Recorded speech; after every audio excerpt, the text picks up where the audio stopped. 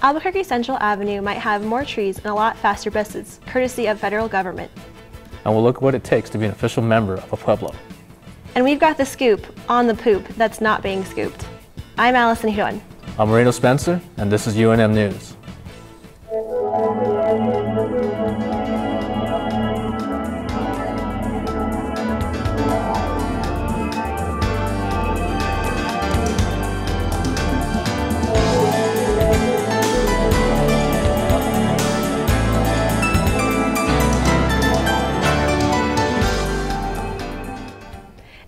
If Mayor Berry and majority of Albuquerque city councilors get their way, the Duke City is going to have a new way to travel down Route 66, and they're calling it Albuquerque Rapid Transit, or ART. The largely federally funded $119 million project would add a dedicated bus lane across almost 9 miles of Central Avenue, from Louisiana to Coors. ART supporters are waiting for the plan to go through the federal budgetary process and be approved by Congress. With 42% of Albuquerque buses ridership already on Central, Public Information Officer Rick De Reyes thinks ART could get commuters out of their cars. It first of all wants to have a much more timely and predictable bus service. ART also includes plans for more trees and lighting and wider sidewalks along the old Route 66. What the city's also hoping for is that it will not only help redevelop and develop parts of the Central, but will also add to the more to the walkability of parts of Central. Mayor Berry already had a commission established about the preserving Route 66, so some of the character, as far as the neon signage, as far as some of the landmarks that are there, and that is not changing in any way. In certain areas of Albuquerque, the city plans to have simultaneous construction along the route when it starts in the project early as this July. But many Nob Hill merchants like Kelly's Brew Pub owner Janice Bonfontaine are leery of what the project could do to their businesses. Well, of course, this is a historic district, and this is Route 66, so they would be digging up Route 66, the mother road. People come all the time on Route 66 to see the mother road. They'll come from Europe and everything. And you should never throw away the history in order to put in a mass transit system that probably isn't needed. I think you gotta really talk to the people before you spend this kind of money. And I don't care what's coming from the federal government. It's still tax money for all these people that have worked so hard for this money. And they should have a say in their government. And ART opponents have also filed a legal to stop the project, so it's still facing political and legal challenges. Different Indian nations use different ways to determine tribal eligibility. One way is by counting a person's blood quantum, or the percentage of Indian blood in their family tree. Kittery Zuni reports that members of New Mexico's Isleta tribe are in a heated debate over whether or not to drop the tribal blood quantum threshold from 50 to 25%.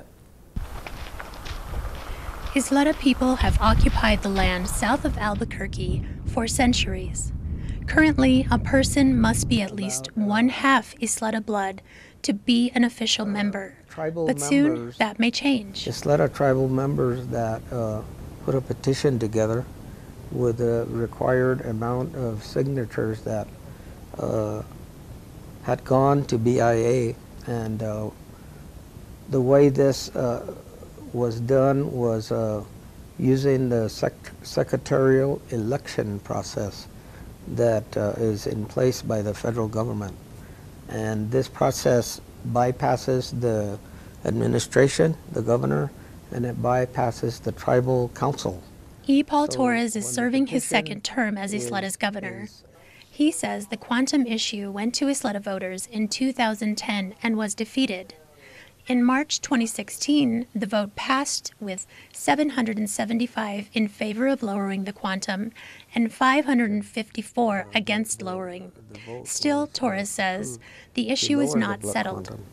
So what happens now is if there's challenges to the process that took place, then that will be done accordingly to the BIA, and if things were followed the way they should have been, then all of the documentation will go to Washington, D.C., where it will be signed off by the Secretary of the Department of Interior.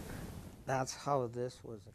Final approval of the measure would make more than 1,000 people eligible for full tribal membership. When that happens, then the descendants, we call descendants quarter blood, will become tribal members, and they will be officially put on the census roll as tribal members.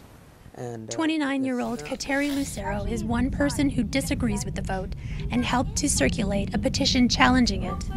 There's, people in all the other 49 states that they're a quarter and they've never even stepped foot on a reservation.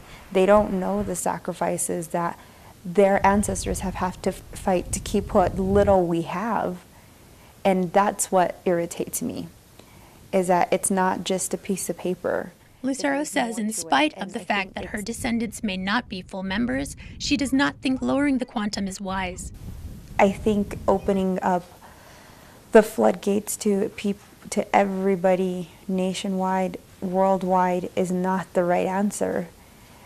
Lucero worries that lowering could bring about the depletion of existing tribal benefits and cultural loss. It feels like the majority of yes votes are looking at materialistic things. They're looking at what can I get. They're overlooking the sacrifices that our ancestors have done to keep our religion going. One aspect in particular is the clinic. Descendants are already being accounted for that budget.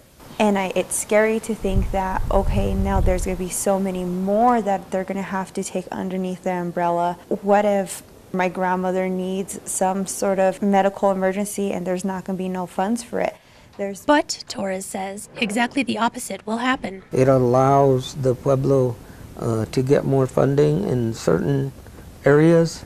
And as far as our culture and our traditions, everything that we do here that identify us as Pueblo people, I don't see that changing because our values are within our hearts.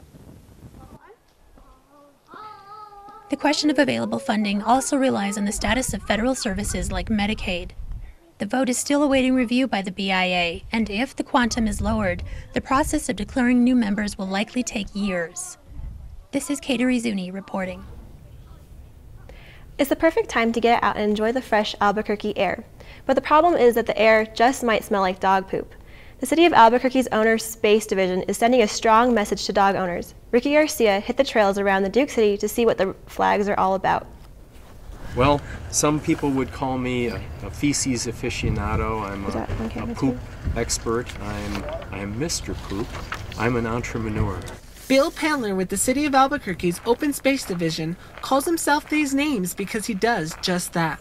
Pantler comes out once a month to the many city parks and open space trails, just like this one, to post orange flags next to piles of dog poop in hopes of sending a message.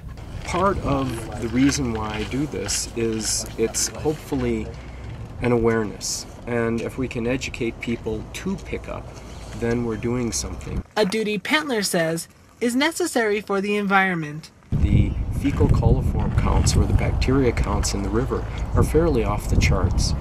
25% of all the bacteria in the river is dog, and it should be less than 1%.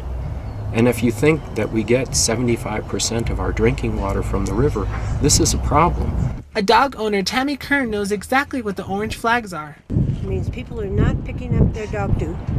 Kern hopes people will do their job to keep the trail clean. It's dangerous and it causes diseases and stuff. And if your dog smells it, your dog can get sick. And it smells, and I guess people are just too lazy to do it. The city can issue tickets to offenders, but instead, it would like to send a nice message to owners to pick up after their dogs.